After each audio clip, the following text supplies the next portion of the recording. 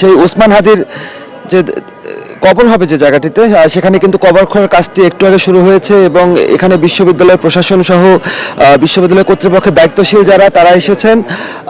আমরা দেখেছি যে মোটামুটি বেশ কয়েকটি জায়গা তারা এখানে ঘুরে পরবর্তীতে যে জায়গাটিতে এই মুহূর্তে কবরটি খোঁড়া হচ্ছে সেখানে তারা কবর খোঁড়ার জন্য এই জায়গাটি নির্ধারণ করেন।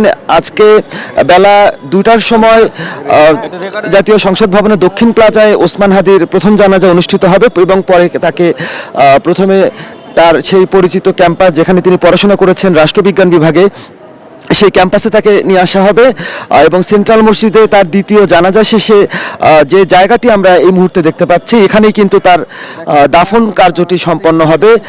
গতকাল এবং তার আগেও শুধু ইনকিলাব মঞ্চই নয় বিভিন্ন পক্ষ থেকে এই দাবিটি করা হয়েছিল যে দেশের যে গণতান্ত্রিক যে অগ্রযাত্রায় তার যে অবদান, জুলাই আন্দোলনে যে ভূমিকা রেখেছেন এবং যেভাবে তাকে হত্যা করা হলো নির্মমভাবে নিষ্ঠুরভাবে, সেই বিষয়গুলো বিবেচনায় নিয়ে তাকে যেন সর্বোচ্চ সম্মান যেন রাষ্ট্র তাকে দেয়, সেই সম্মানটি দেবার প্রচেষ্টা হিসেবেই কিন্তু এই উদ্যোগটি নেওয়া হয়েছে।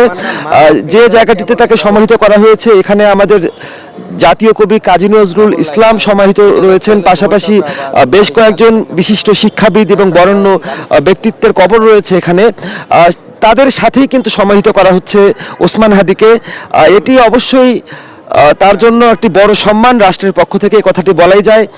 এবং এই মুহূর্তে আমরা দেখতে পাচ্ছি যে কবরে তাকে শায়িত করা হবে, সেই কবরটি খোঁড়ার কাজ নিখুঁতভাবে করছেন গোলখোদক যিনি, তাকে আজিমপুর থেকে আনা হয়েছে।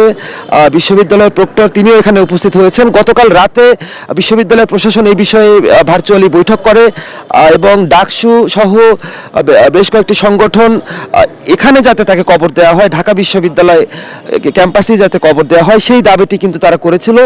সেই দাবির প্রতি সম্মান জানিয়ে ঢাকা বিশ্ববিদ্যালয় কর্তৃপক্ষ এই উদ্যোগ নিয়েছে এবং আমরা দেখতে পেরেছি সকাল থেকেই অসংখ্য মানুষ এই কাজী নজরুল ইসলামের মাজারের বাইরে তারা অবস্থান নিয়েছেন এবং তাদের কৌতূহল এবং কৌতূহলের পাশাপাশি তারাও শেষ বিদায় জানাতে চান ওসমান হাদিকে, তার কবরে তারাও মাটি দিতে চান। এই ধরনের ভক্ত অনুরাগী সমর্থক তারা এই মুহূর্তে এই মাজারের বাইরে অবস্থান করছেন এবং এই কবর দেওয়াকে কেন্দ্র করে নিশ্চিদ্র নিরাপত্তার চাদরে ঢেকে ফেলা হয়েছে পুরো বিশ্ববিদ্যালয় ক্যাম্পাস। প্রবেশ মুখগুলোতে বাড়তি নিরাপত্তা সেখানে রাখা হয়েছে। একটু বলতে চাই যে এই ঢাকা বিশ্ববিদ্যালয়